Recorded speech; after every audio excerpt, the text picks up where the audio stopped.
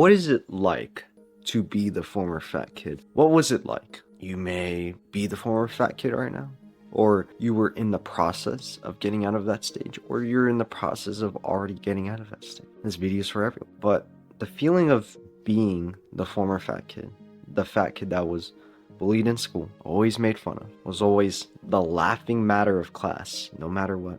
He was a laughing stock. He was the one that was used. What did it feel like to be like that? It felt horrible. It felt like you didn't even have a reason to live anymore at times. You felt empty. Like every day I'd go to school, I would feel empty. Because I get the fat jokes and all that and the bullying, but like it makes you really feel empty. Like you feel like you don't have a purpose in this life.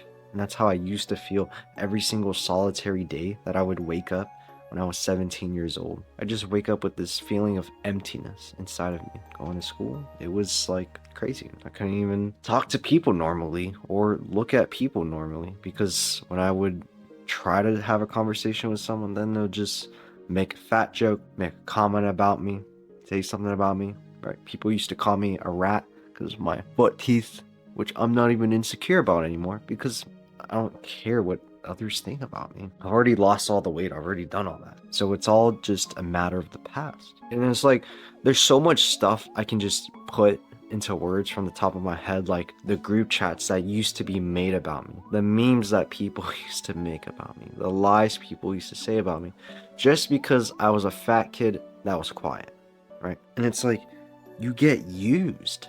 You get used, man. And it's like every time I see someone struggling like that, it's like it hurts me, because it's like I used to be in that position and I know how bad it hurts. And when people, always ask me, hey God, man, how do I get out of this? How do I stop the bullying? How do I avoid getting into fights? How do I accept my body and love my body and love what I see in the mirror? And it's like, it's a process. You can't just solve it all just from looking at yourself in the mirror and telling yourself, yeah, I'm not fat. That's the words of affirmation, but it's going to take more practice than that. It's going to take a long time. It took me almost 3 years or more. It's hard. It's tough, but being the former fat kid, you make it through. I lost 85 pounds through the sport of wrestling, through doing cardio, through eating clean foods, lifting. Lifting weights really helped. But then I got skinny fat because I didn't really lift weights that often. So I was degressing my gym progress, which made me look skinny fat. And that's a whole nother story for later, but basically I started going to the gym and building muscle. Now I'm at where I'm at today, right? Boom. Here's the thing with being the former fat kid. It's like you hold not a grudge, but like a will of, I want to help people who used to be like me. I want to change their lives. I want to help them get out of this, because I used to hate myself every single solitary day that I would wake up in the morning. But the other thing is that you have these inner childhood traumas of you wanting to be accepted by others, which he never got accepted by others throughout school. It's a big thing after being the former fat kid, being accepted by others, connecting with others, being a champion, because I did wrestling, sports. I always lost. I always wanted to be a champion. And it's like, I envision myself at times to like win that bodybuilding show, bro. Because with being the former fat kid, I want to build a physique that I'm so proud of, that I can showcase to the world that I want from the former fat kid to now on the bodybuilding stage. And it just shows my transformation. That's a dream of mine that I have. And I know it sounds like a deep-rooted childhood trauma kind of thing, but it's really what I want from life, and it's what I'm pursuing for. And the gist of this is you need to make those same decisions as well. Whether you want to continue taking care of your body after being the former fat kid, whether you want to teach people, teach them the lessons that I teach others, or you want to just make an impact in another way. Maybe you go to the gym, but you found a purpose in something else. You found a purpose in something you're interested in, a hobby you've always wanted to reconnect with. See, growing up me, I got made fun of for being different from everyone else. I got made fun of for watching anime. This one is stupid. I tell people I have a Wii U and Switch in school. They go off on me. I'm like, bro, come on, man. Like, everyone has different interests. Like, you judge people because you're so insecure about yourself, and you wish you had something that they have in the current moment. Then I'm over here wishing, like, I wish people can accept me for who I am. I wish people can accept me now.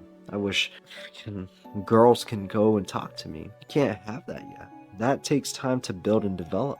And that's on you. That is on you to develop those skills. Not just the skill of going to the gym 5 times a week, 4 times a week, 6 times a week, lifting the weights, progressive overloading. It's more than that. It's more than just eating the clean foods, the eggs, egg whites, ground turkey, the ground meat, the chicken, the rice, the potatoes, man, the veggies, man, the fruits.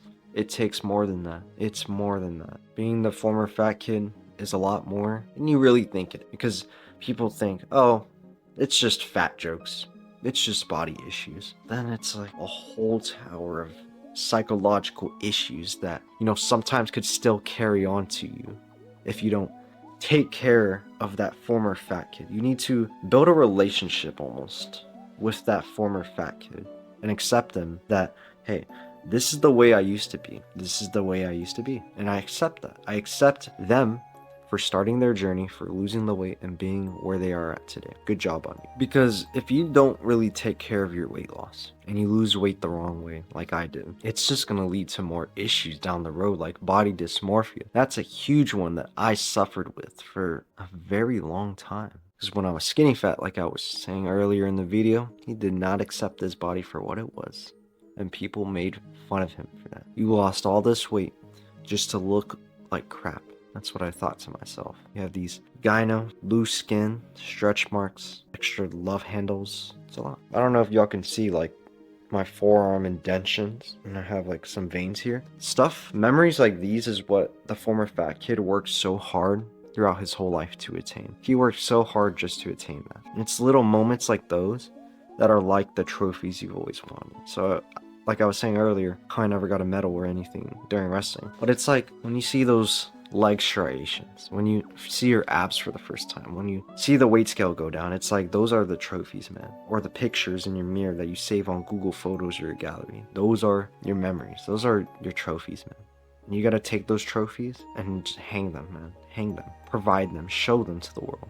Because you deserve that praise. The number one thing that will keep you going in weight loss is praising and compliments. Compliments and praising can take you so far, man. That's what happened to me. That's how I was able to lose 85 pounds. Because people believed in me. And when people tell you to do something and motivate you, that motivates you to create progress and become more disciplined. Thank you for listening to my little short story on being a former fat kid. If y'all want more stories about, how I grew up, or if you're just interested in watching my self-improvement videos, thank you. Love y'all.